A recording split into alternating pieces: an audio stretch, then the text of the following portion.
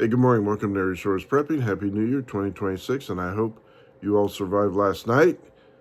Coming home from work, it was a whiteout condition on the country roads, very stressful. Witnessed one guy drive right off the road and driving parallel to the road I was on, thinking he was on the road when in actuality he was in the farmer's field. So I stopped, offered him assistance, called for help, and waited till they arrived before I headed out. He had no clue what he was doing, couldn't speak English, so he's out in the farmer's field, and I saw the sheriff showing up, so I left and I waited for him. Next, about 3 miles from home, another gentleman drove off the road and was stuck on the ditch. I stopped and asked if he was okay. He was fine, his car was running and everything else, and he called for help. I asked him if he wanted for me to stick around in case, and he said, "Now they're on the way, go about your business." I said, "Okay, we'll see you later." The reality of 2026 is, when the music stops, are you going to have a chair to sit down in and watch everything happen safely and comfortably? Some of it is going to affect us directly. The fact of the matter is, Donald Trump was handed a lit fuse connected to a stick of dynamite, and it's all going to blow up. Doesn't matter. The Democrats are planning on sabotaging the success of this government and the will of the people so they can maintain power and corrupt it. You have a socialist communist now running New York City and has already appointed a 9/11 lawyer who willingly defended the attackers. He is now chief counsel. Here in the United States, starting Friday,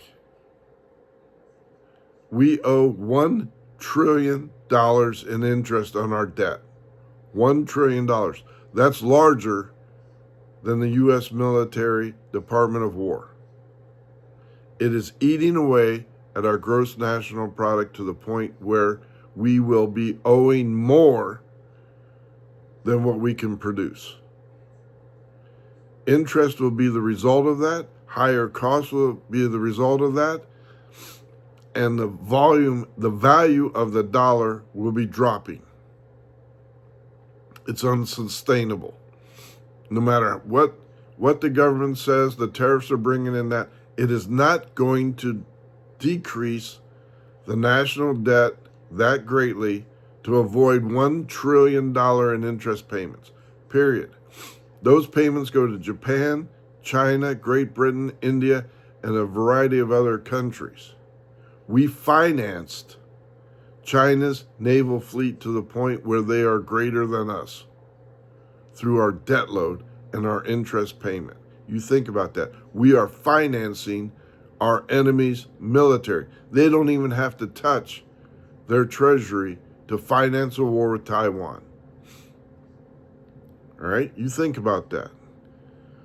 When the interest rate gets so high, and we can't do that, Moody's and others are already talking about downgrading our credit rating for the fear possibility of technical default. When that happens, it is going to be a rolling tidal wave around the world. It's going to cost too much more money at a higher interest rate to borrow more money. But that's what this government's planning on doing in the middle of the month. Print more money, deflate the value of the dollar. Japan is now facing economic collapse. They have a 250% cost against their gross national product, and it is unsustainable. They owe more by 250% than what they're actually producing. They cannot sell their debt bonds because it pays zero or even negative to borrow. That's why Japan is one of our largest debt holders on our debt. But when their collapse happens, their yen will not be able to buy our debt load. It's a spiraling, tragic downfall that is going to happen. And when that hits, it hits us and it creates an economic tsunami around the world. Plus, you have BRICS now saying we are going to decouple from the dollar. We are urging other countries to back their dollars in their commodities, gold, silver, oil, and decouple from the coming collapse of the US dollar and the economy. Things have to turn around dramatically, and that means slashing everything. And our government isn't willing to do that, especially the Democrats and the addicted to growth GOP. You cannot stop this. Here is another gloom and doom, potential wars we are facing in 2026.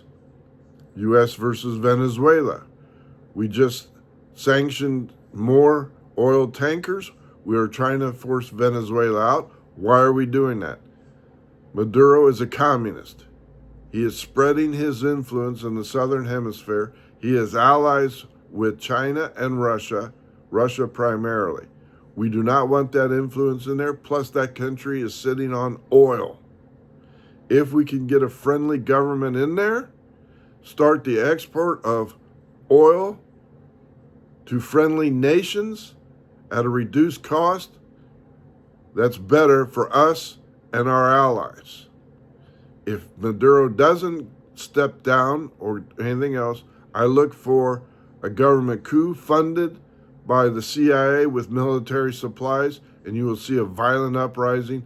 And as a result, you will see MS-13 gangs here in the United States, plus all the others, Tren de Aragua, start acting out and potentially sabotaging our infrastructure.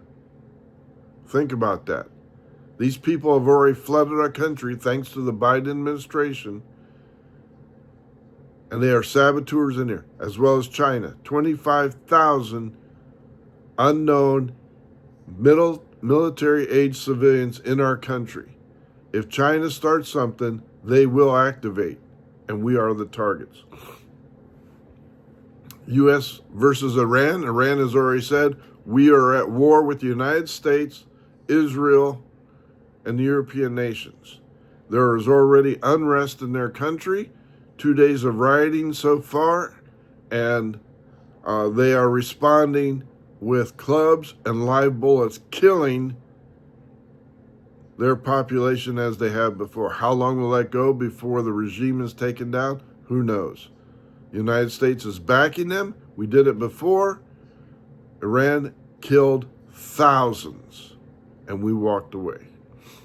We abandoned them. Trump and Israel have said if Iran has restarted their nuclear program or building up their military with hypersonic missiles, we will strike. China versus Taiwan. We just saw the largest war games surrounding the island, land, sea, and air, as a direct threat to Taiwan from China, and says, we will take you.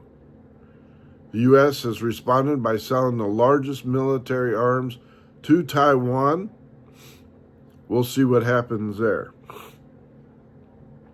China versus the Philippines. They have daily, if not monthly, encounters by the Philippine Coast Guard with the Chinese naval encroaching on their boundaries, and they are currently shooting water cannons at one another. So if you're close enough to shoot water cannons, you're close enough to shoot real bullets, and China is intimidating the Philippine fishing fleet by harassing them. How much longer that will take before things turn heated, who knows? But China's already warned them, saying, we want these seas and we're going to take it. China versus the United States. It is only a matter of time, because now China feels they have superior numbers in their Navy, which they do, 3-1. China is now stopped any licensing from exporting silver ore, any gold, copper, and materials for our medicines. China is already at war with us, and we are sitting on our keisters while Trump says, I get along with Xi very well and everything else. We are not reacting properly to that fact. We are still subsidizing them with emergent economic status, allowing them to grow faster than us. We are still importing their stuff and not saying, okay, fine, we're going to tariff you even higher if you don't open up our markets. They have no intention of opening up their markets. And the COVID virus that killed me, as well as millions of others, was originated, and it was a weaponized version that started in China. China has been at war with us for years, and we are not responding properly. So look for that. You are going to see the precious mineral market explode here after 6 o'clock tonight when the markets open in the East. You have heard me telling you, pleading with you, trade in as much as your dollars that you have in your pocket, maybe floating around saying, what am I going to buy a $7 cup of coffee?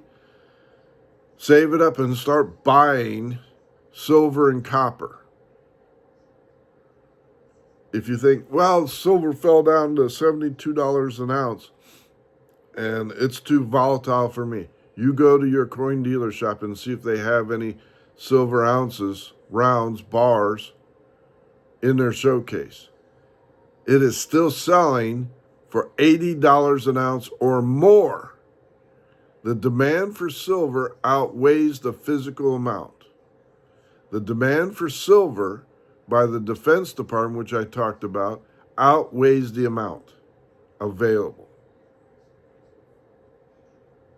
It is going to go to $100 an ounce probably by the end of this month, if not sooner, for sure probably in February, and I say for sure probably, it's going to go up. We will see $80 an ounce, and then 83 to 85, and then after 85, it will hit $100. How fast it does, we'll see after 6 o'clock tonight. If you don't follow what I'm saying and you're just curious about it, I downloaded APMEX, APMEX, off the internet, and I set the silver to chart with gold. You'll see that go as well. When the silver and everything else starts going up, you're going to see the dollar devalue.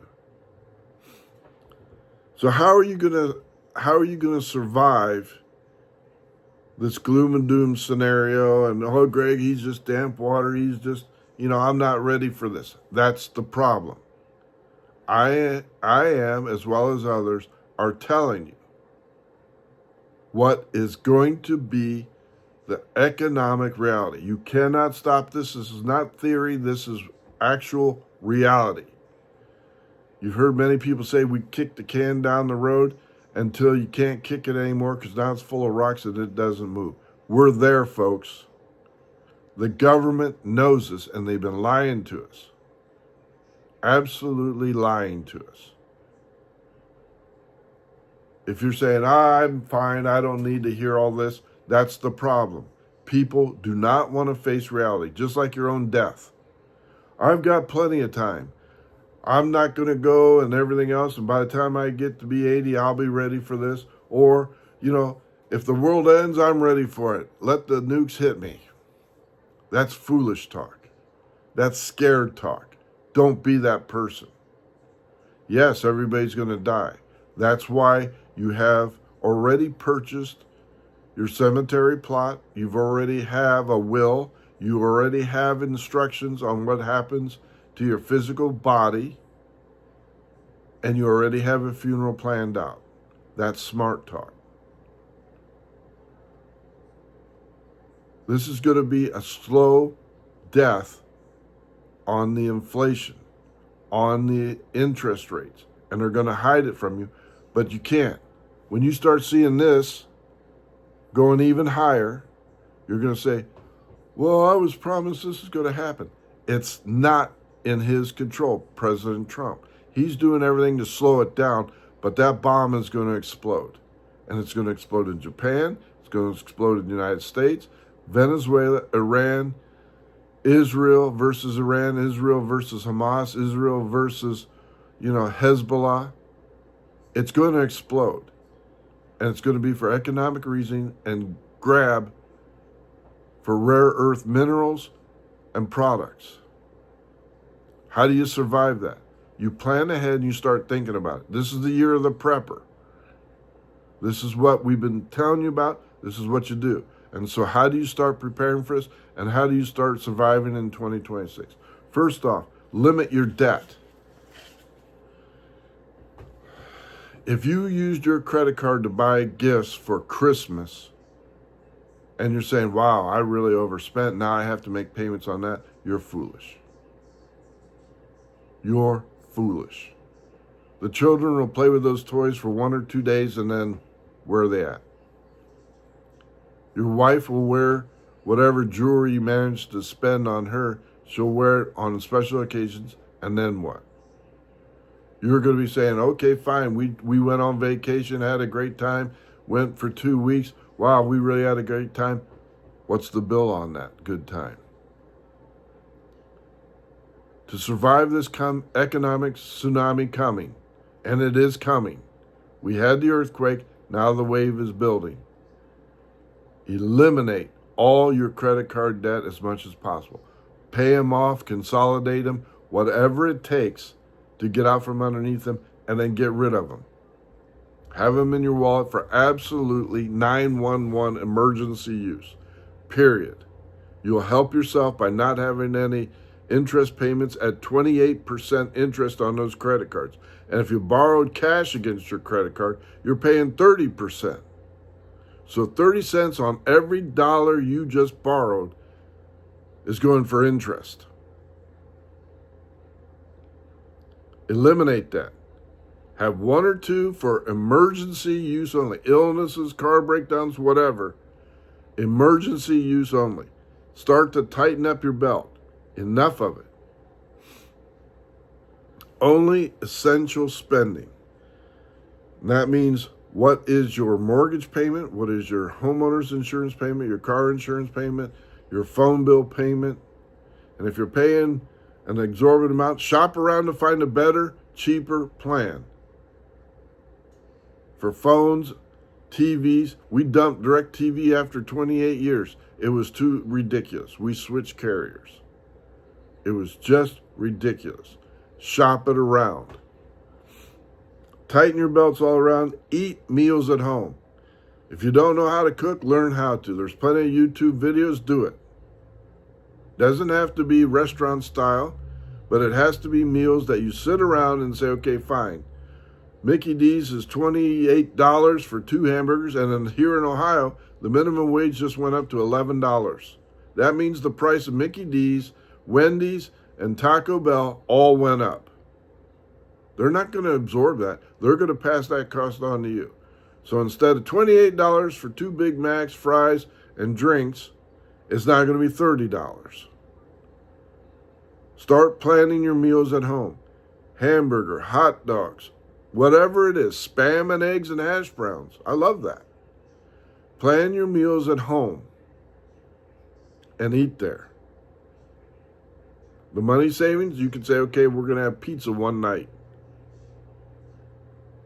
Plan it out and execute that.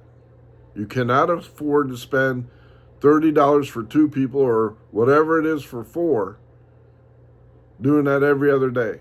Cannot do it. You cannot be economically sustainable for that.